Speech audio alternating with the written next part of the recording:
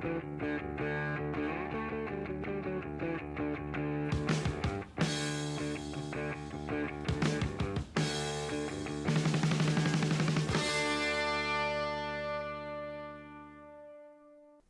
evening and welcome to the new Bugajksi Hour.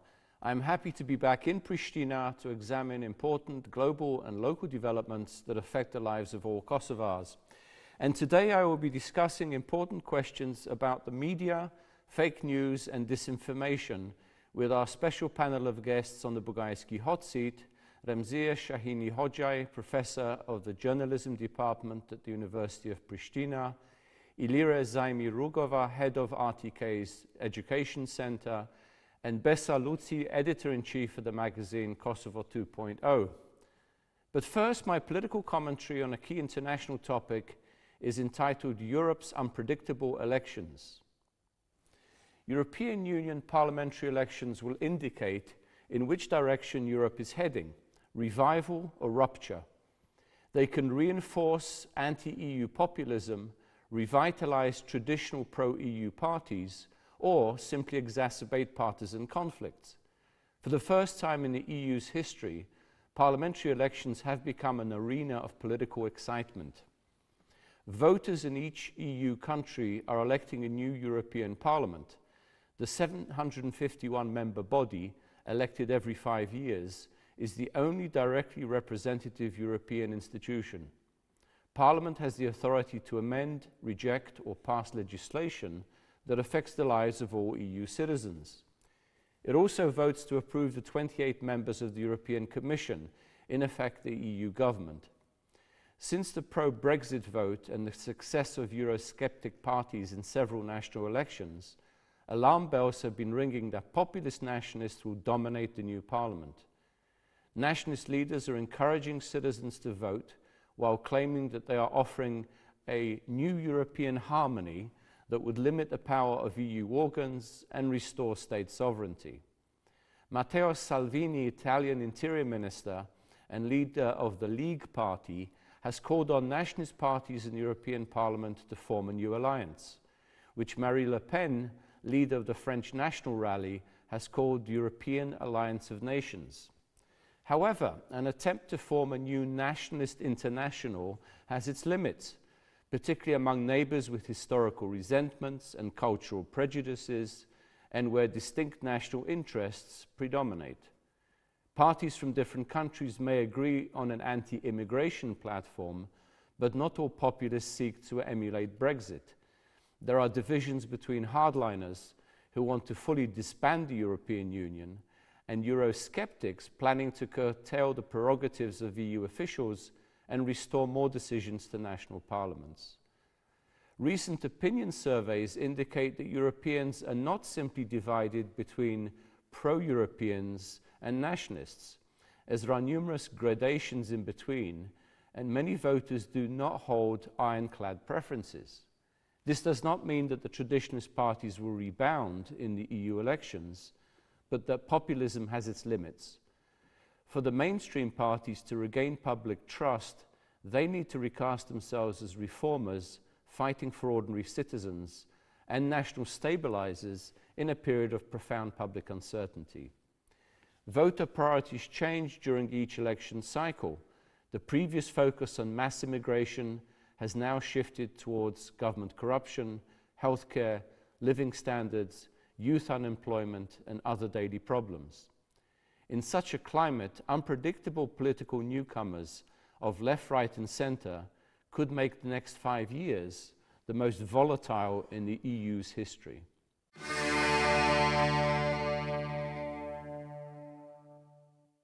It is time now for the Bugajski hot seat with our panel on fake news and disinformation. From left to right, we have Remziye Shahini Hoxhaj, Professor of the Journalism Department at the University of Pristina. Next, we have Ilira Zaimi Rugova, Head of the RTK's Education and Training Center. And third, last but not least, Besa Luci, Editor-in-Chief of the magazine Kosovo 2.0. Thank you all three for joining us. Thank you for the invitation. We have a lot of ground to cover.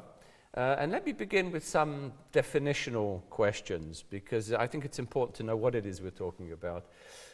Since the 2016 US presidential elections, many analysts in the States, but also in Europe, have come to the conclusion that disinformation of various kinds has become one of the biggest vulnerabilities of our democracies, and also an important tool for subversion by foreign powers, by foreign adversaries.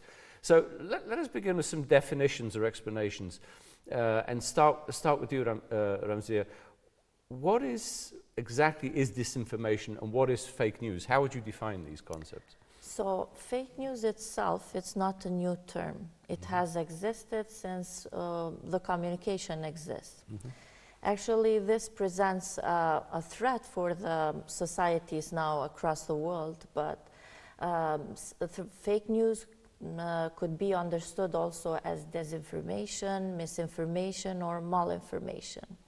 Disinformation is the information that is fake and deliberated to create a harm to a person or a social group or a country. Misinformation is information which is false but not created to harm a person or a group. And malinformation is based on reality but is used to inflict harm to a person or a group or a country. So we can actually say that malinformation is actually fake news. And it has appeared as a notion, as you mentioned, since the last election in United States, but also ending of 2015 with refugees coming from Syria to European countries and elsewhere.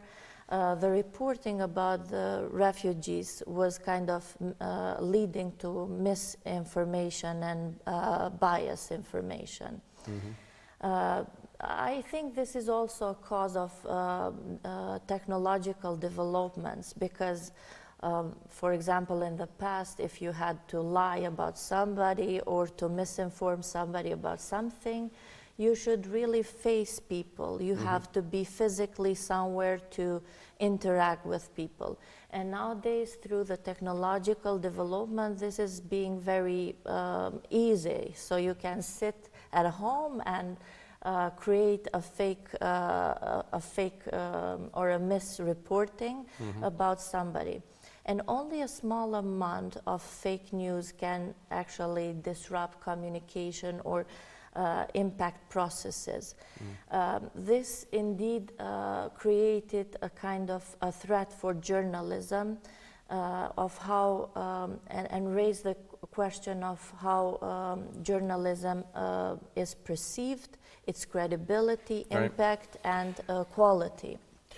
Let's come back to that. I still want to stay with definitions, and maybe, Ilira, isn't there a difference between false news and fake news? In other words, I always think false news is exaggeration, like village gossip. Something gets passed around and gets changed, elaborated, whereas fake news is something manufactured. In other words, it's almost like a forgery, like false documents, like a fake painting. Would you make some distinctions there?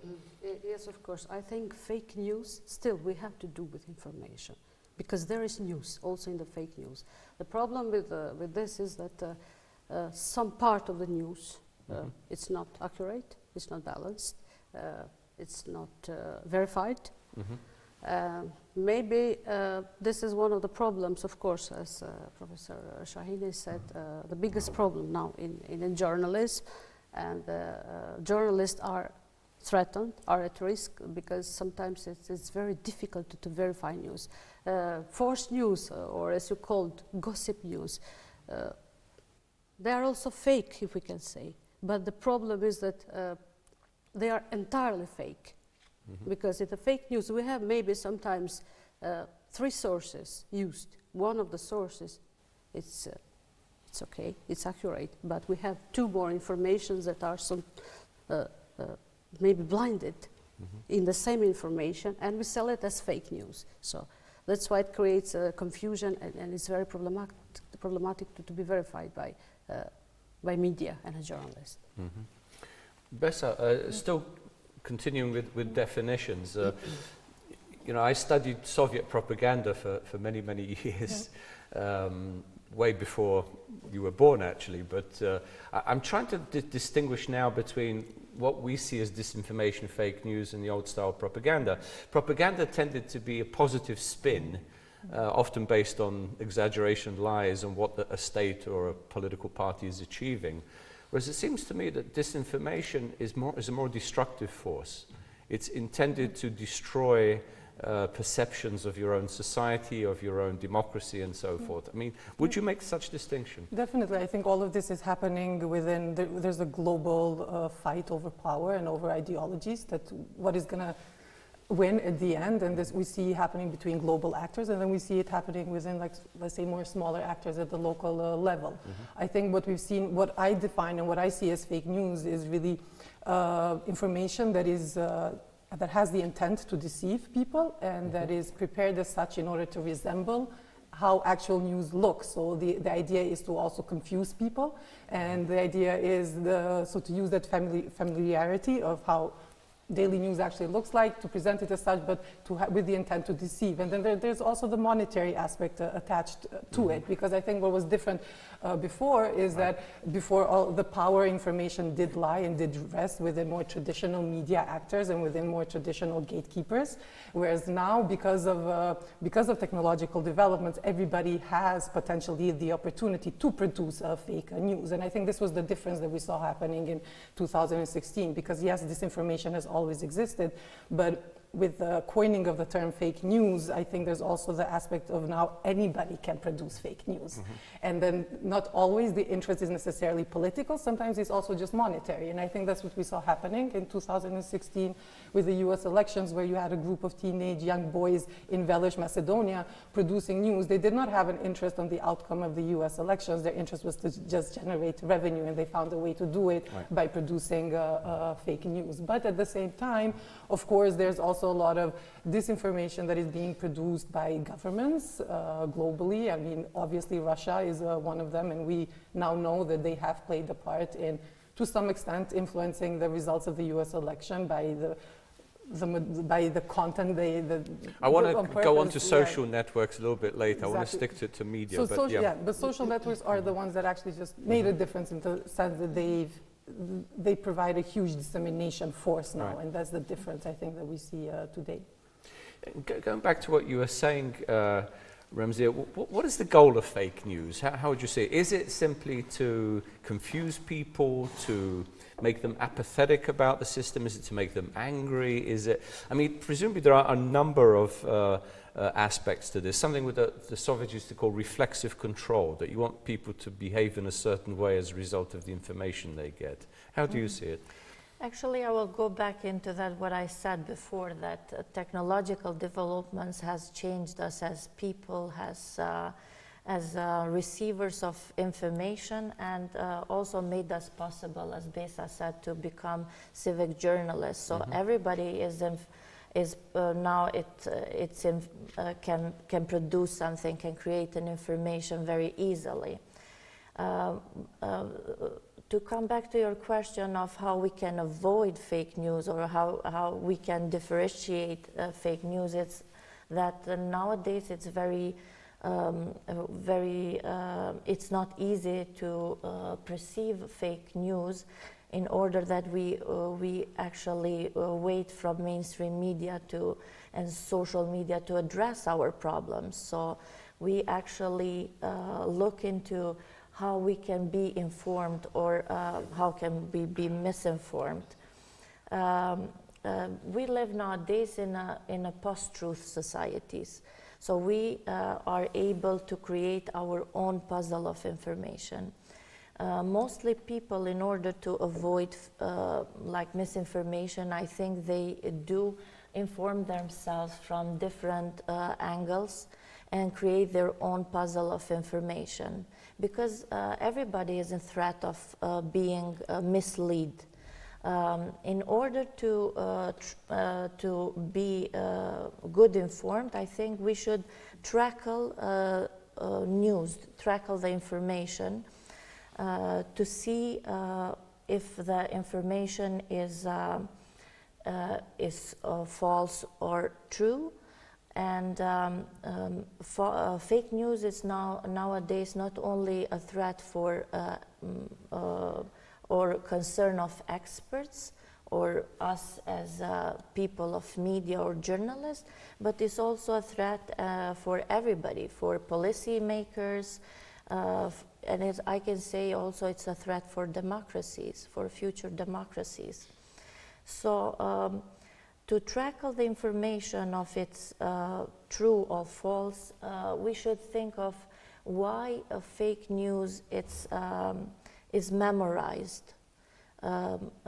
Seen from the psychological perspectives and studies which are done lately, it is said that fake news is much faster spread than truth. And I think this is a matter of, because memory is very often disordered, and bias reinforce fake news. Also, people tend to look out for sensational things, sensational stories, things that they can then repeat to others.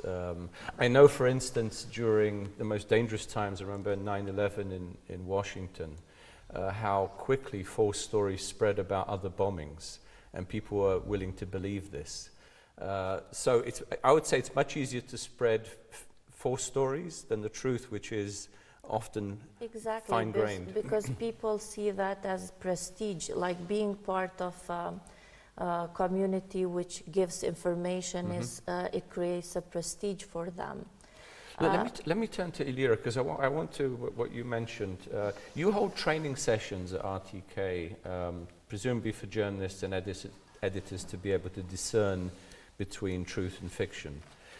Could you tell us a little bit about it, how you go about doing that? Yeah, before telling what we are doing in RTK, because we have also a joint academy with EBU, and we develop a lot of trainings here. We have also code of conduct and ethical principles of RTK, and I think all the media in Kosovo have, and they try to respect those codes. In these codes, of course, are foreseen the standards of reporting. In RTK, from 3 years now, we are doing a training also for fake news. It's a part of the modules that we develop with the EBU Academy. And experts from the EBU came here and they trained journalists, experienced journalists in RTK, and then these journalists actually became experts to train other journalists and people here in RTK. I think broadcast media are not bad. I don't remember, maybe you remember any case when we had reporting of fake news in broadcast media. It's much less, I think, used and spread in this media in comparing with online media. We see every day what is happening. I think the devil lies there, not in the broadcast media. And for RTK, I can say that we are good in reporting. Televisions or mainstream media, like traditional media as we call it, can become victims of fake news. They actually, there are not so many cases, although in the world there are, especially in the United States, well, when even television has produced fake news, but they can become victims of misleading or misinformation. Can you tell us, Bess, in terms of your publication, how do you discern, how do you check, just for our viewers to know, how do journalists check whether something's true or false? Yeah, well, that should be part of it should be ingrained in the daily job, I really feel like, and it's part of being a good professional journalism. You always have to make sure that you're verifying the information, that you're not just rushing out to publish whatever comes your way. Ultimately, I think that's what makes journalists and editors different from anybody out there who's also producing content. So I think that's a very important distinction to make, of no matter how much technological tools we have in our disposal, you're always going to need journalists and editors, because presumably they have the skills and the knowledge to be able to verify that the information that goes online. So unfortunately, not everybody's doing that in the mainstream media. With us at Kosovo 2.0, I feel like potentially it is a bit easier because also the type of journalism that we do. So we're doing more of this slow journalism, explanatory, contextualizing type of journalism, which I think today is very much needed because within this 24/7 cycle of production of news, sometimes information gets so quickly out there and everybody is competing and rushing to be the first that ultimately the truth is being put at risk.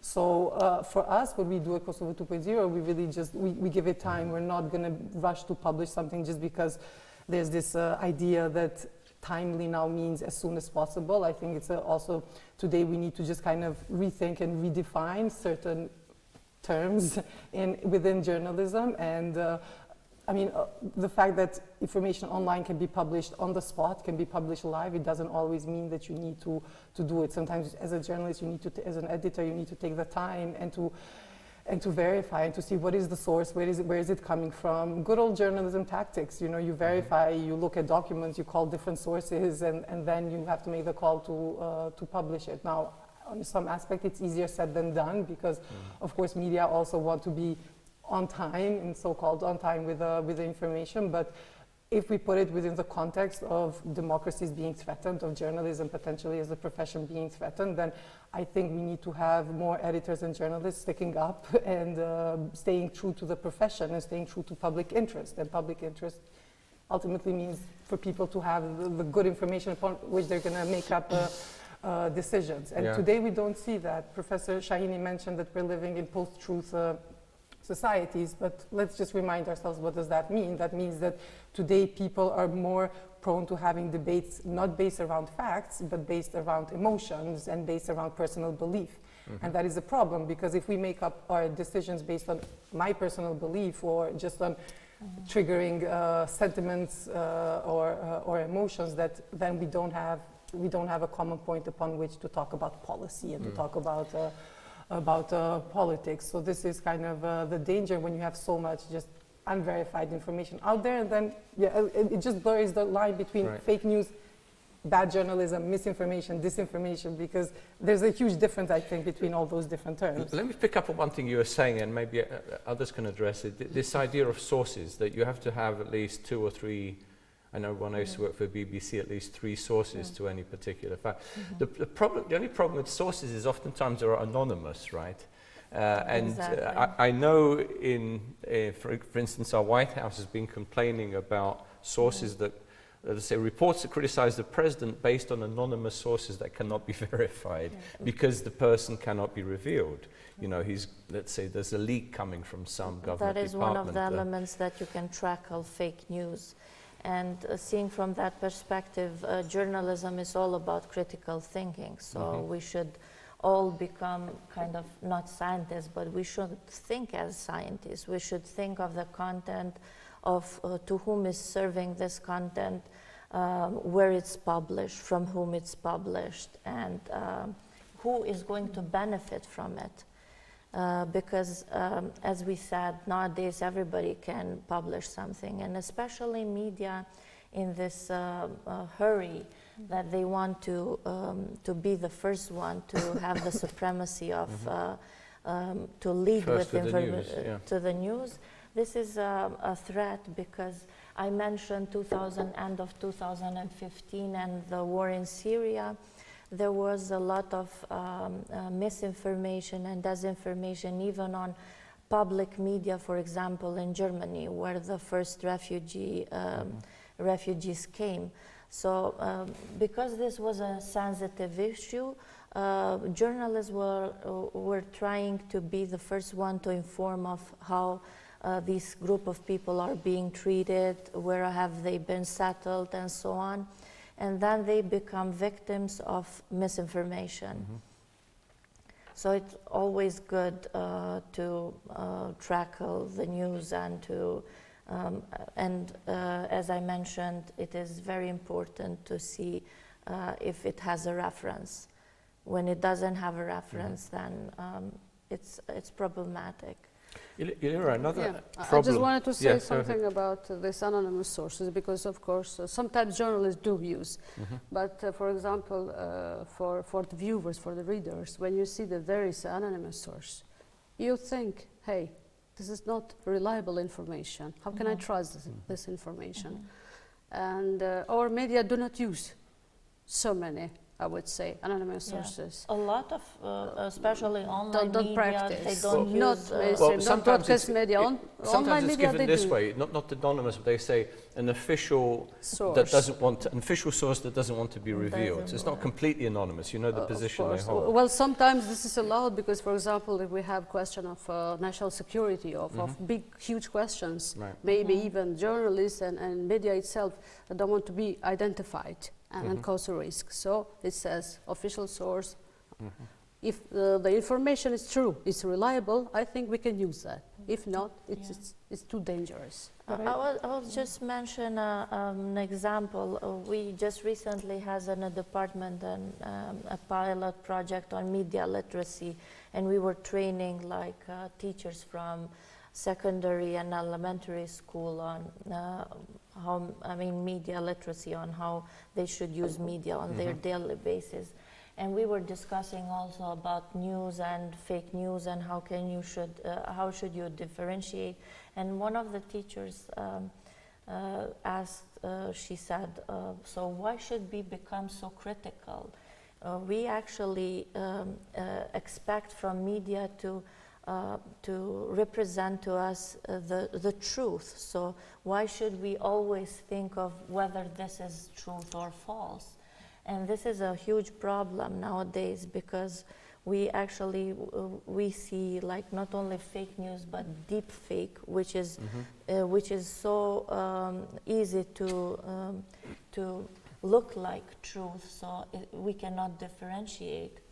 And I think the only thing we can overcome this situation is to have more media literacy trainings and courses in this regard. Ressa, you wanted to jump in? Well, on the whole anonymous sources issue, because I feel like the extent to which media end up using anonymous sources, to some extent, is also a reflection of the political environment in which they're operating. So I would say, for example, I feel like, I'm not basing this on study, but kind of based on perception, with the Trump administration, for example, in the US, potentially there's a rise of anonymous sources because there's more fear of publicly speaking about what is happening within the administration. I think in countries like in the region, like in Kosovo, you tend to sometimes have more anonymous sources because you don't have a lot of critical or voices that would want to be open from the inside. And this is an example of, I think, what we mean when we say democracy is at risk, because power is being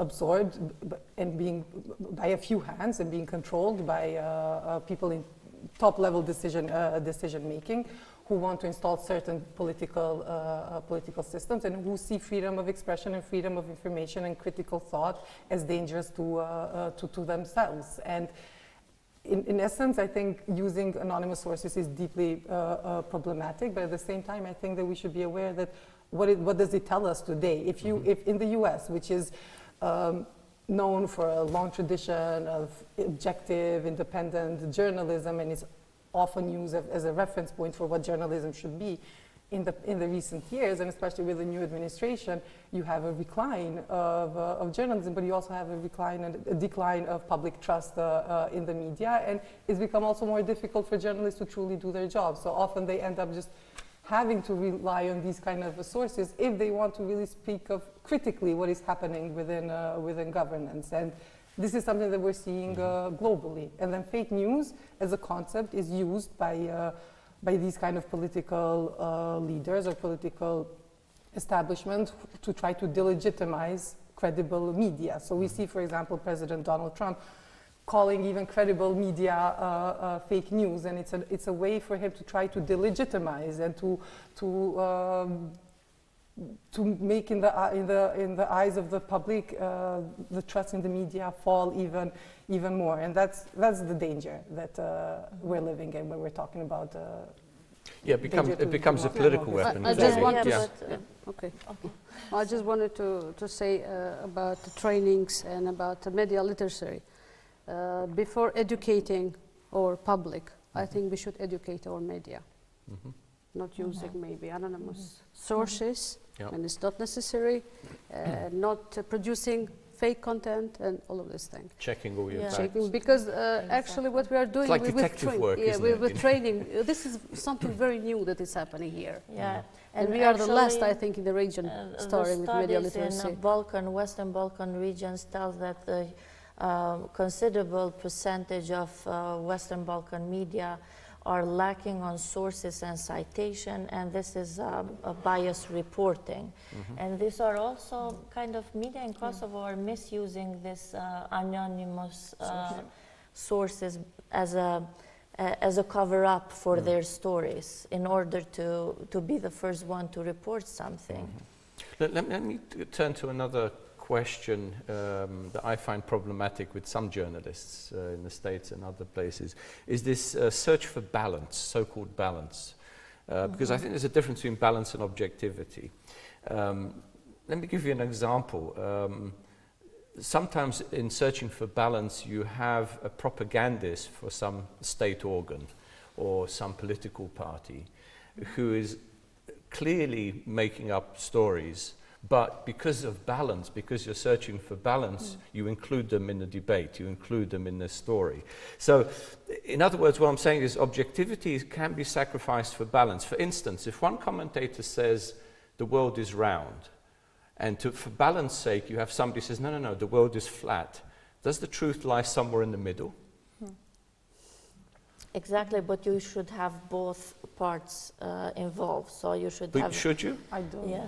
Because in this I case, think no. so. I mean, why should you give the platform and the voice to somebody who says the world is flat when you have scientific evidence that no, the world is not? Just because we know flat. that that's true, that doesn't mean that other people know that also. So in other we words, also you should have people who make up things also in panels to discuss.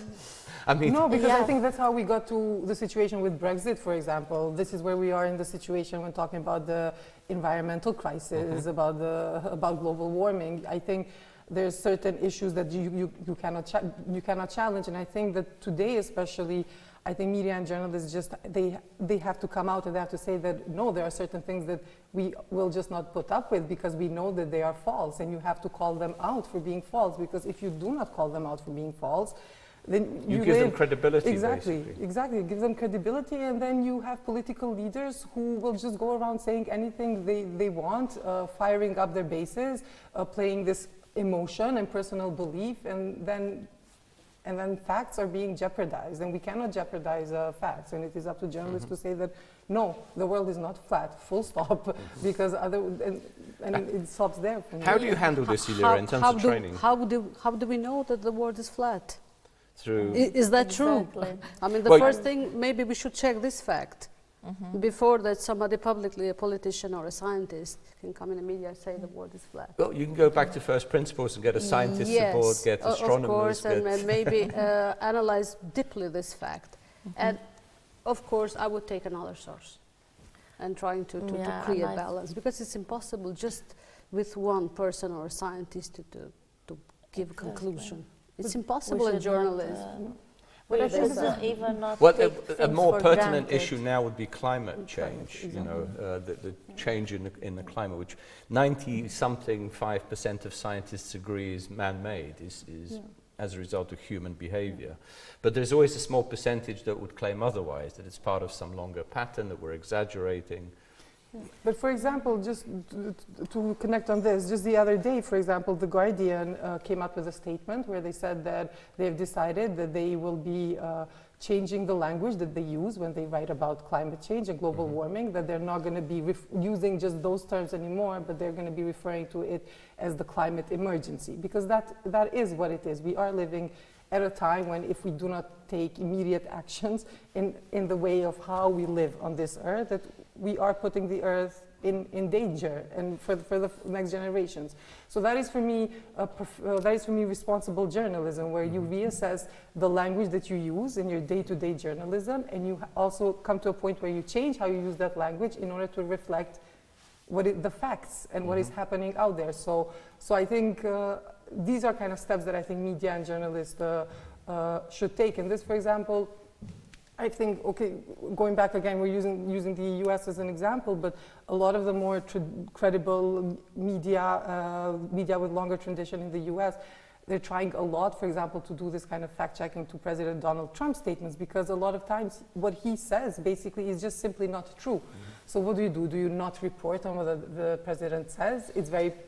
It's difficult. Of course, we have to report on it, but just reporting on it is no longer enough. I think now you have to take more of an extra step, an additional step to verify that information and to tell the public whether that statement, whether that information provided is actually accurate or not. And I think this is becoming an essential part of being a journalist today because of the potential political abuse of power, of political classes everywhere, really, in Europe, the US. Yeah, but media should always be balanced and report for both sides of the stories. Both truth and non-truth. Yeah, because I think we should not take things for granted, and if we know something is true, it doesn't mean that all people know about it. Not all of us are expert in something, so we should give the opportunity also to educate, because media, beside their role as informators, they also are educators of the public. What you're saying is you should have real experts, not fake experts. Yeah, that's for sure. I think another problem we have, and I've noticed this in the United States in the past few years, I'm from the old school of hard news, you know, when I used to work for BBC many years ago. But now it seems that news and commentary are mixed together. So you have a problem, because if somebody doesn't agree with what you extrapolate from the news, your opinion, then they can also claim that the news itself was a forgery. Whereas the news could be very true, but your opinion may simply be an extrapolation. So how do you, do you have similar problems here? I noticed this on many television stations. I think so. Mostly here in Kosovo, very often journalists are taking the role of the judge without having their information of what is going on. So in this regard, they are being biased because they are telling only one side of the story.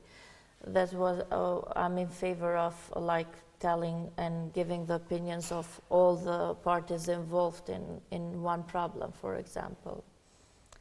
And I think this is one of the crucial problems of journalism in Kosovo.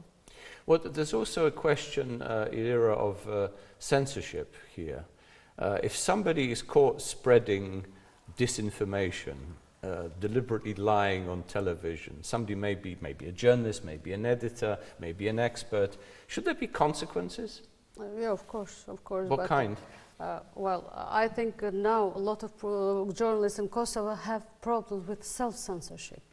And this is a big issue for me, because we had some cases previously that the journalists actually were censored by, maybe they didn't report biased or disinform, but they were forbidden to spread that information because it was in somebody's favor maybe to don't say the truth. So they were punished, the journalists, and because of some cases that we have actually now, a lot of journalists have fear maybe to say the truth, to inform accurately, and they are using self-censorship. This is a problem for me. Well, I understand the self-censorship question, that's more of a sort of political control. So, but I'm also talking about the question of censoring even those who lie. Who spread false information. Obviously, I'm not talking about state secrets. I'm talking about disinformation that could still have an impact on the public in the way people vote, in the way people behave. Maybe it can cause a riot. Should there be, where are the limits of free speech? Let's put it that way.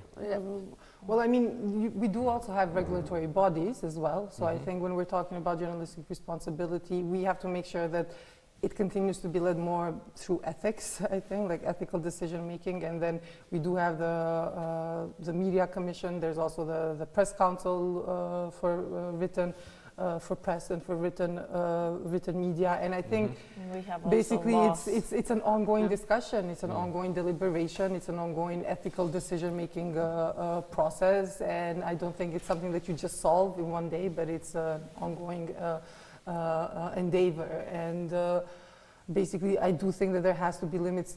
Limits, of course, has to be up to the extent that you're not threatening somebody else's being or security, or you cannot just say that my opinion. Well, I have free speech, so I can just be openly be a racist or a misogynist. Well, we have something called laws against hate speech. Exactly. For instance, Yes. Exactly. Yeah. So you do need laws to regulate. You do need laws, I think, in order to make sure that there is an environment for free speech, free information, but then most of it should be regulated by ethics. That's why it's so tricky and so problematic, because ethical decision making takes time, and you need to have those discussions happening within the newsroom a lot. Yeah, but nowadays most of the countries are trying to change their regulation due to these changes that are coming, like new media, online media, social media, than fake news. And even now fake news is becoming a threat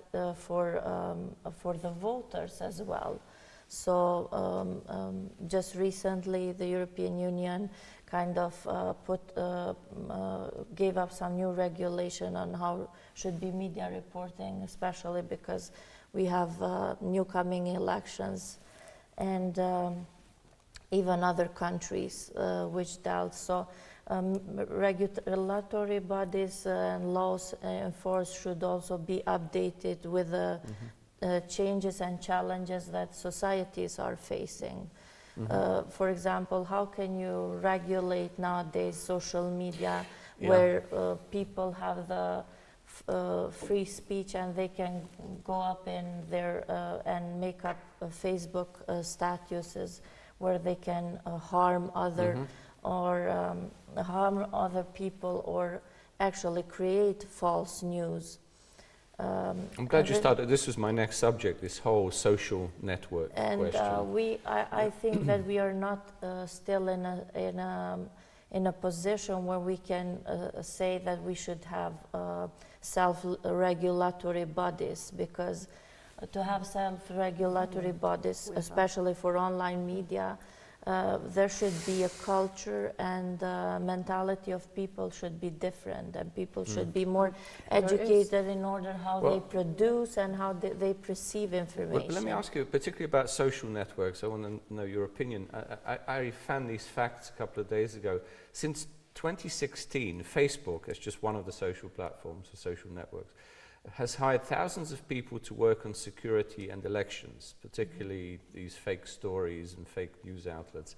It has removed roughly 2.8 billion fake accounts and banned networks spreading misinformation or disinformation. But is this a futile exercise given the proliferation of forgeries, that anybody sitting on their couch with a bag of crisps can make up a news story? I mean, are we chasing our own tails? Unfortunately, yes. And this is, I think, the biggest problem that we are challenging now in the world, in media, because I think social media somehow they are giving a hand to the dissemination of fake news, disinformation, hoaxes, satire, and this kind of stuff. Trolls also, and a smart guy can use very good this space for propaganda, for his own means, and actually I think the easiest way to achieve the goal for politicians, for business groups, and also for citizens who wanted to spread the fake news. I think the social media are there, but the problem that I see here is that also the professional media, sometimes they are victim of the fake news that it's disseminated in the social media, because they do not verify sometimes the news. And there are ways, clever ways of making it digitally, making it a news story. Yes. Although we have, as Besa said previously, we have actually regulatory bodies here. We have a media commission, We have also press council, but the problem is I think they are not dealing so much with online media. The press council, yes, because actually almost around 90% of the members of the press council are online media, so they are dealing with it right now, because with Kosovo 2.0 we're also a member of the press council, so right now the press council has just going But through they were rewriting daily the newspapers in the but past. for a few years now it's They more than the turn out to be majority is online. online media, because the nature of media outlets is online, so it's something that you cannot ignore. And right now the press council has been going through rewriting and redrafting its internal regulatory documents and decision making to be able to reflect more the nature of journalism online, because I think that's crucial in order to be effective. Now, could more be done? Of course, there's constantly we need to do more, but there are some positive changes that are happening in that direction. Well, But I we remember- had, sorry, go we have a huge number of media portals who are not registered as media agencies, and they are operating as businesses. We don't know where their owners is, and they actually they don't take the responsibility on their reporting, and they do report however they want. Of course, we have a huge number of online media which are very good and very professional, but we have this other part which is like reporting, copy-pasting information from other web portals. I just recently read about an article from the Australian Broadcast Corporation, who is saying that the network of popular Australian Facebook pages has posted memes and stories designed to fuel intolerance and racial vilification. And this was basically controlled from Balkans, from Kosovo and Macedonia.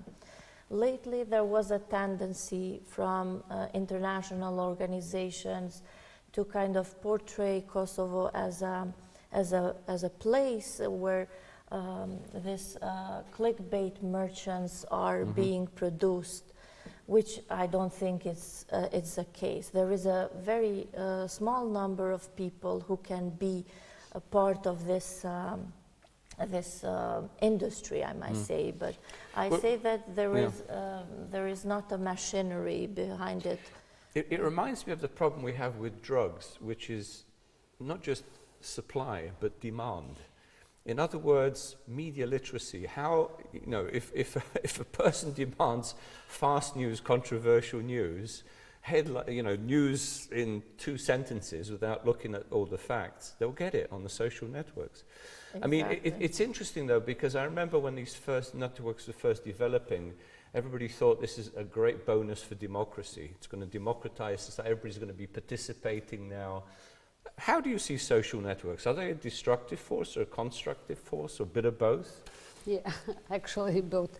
Sometimes they are destructive because also I think the public, audience is eager for clickbaits, for beautiful lies, as I call them. But sometimes, of course, in some cases, they are, I think, very constructive because even professional media can use them properly for spreading information and spreading the news. Also fighting, for example, we have a lot of cases in the world when we saw that professional media were not there to report what happened, Syria, but Facebook has made possible also this sold of fake lies or creation of fake accounts, and kind of produce this possibility of creating fake news and clickbait. Because I have one more question. We don't have a lot of time, but one question I did want to get in, and this concerns WikiLeaks, as you've probably been following here, and the potential trial in the US, if he gets there, of Julian Assange, the founder and controller of WikiLeaks. There's a lot of debate whether he is entitled to, in the US Constitution, First Amendment protection regarding free speech. The question I have, is it legitimate to benefit, publish, classified information from government sources? In other words, is this a legitimate journalistic endeavor?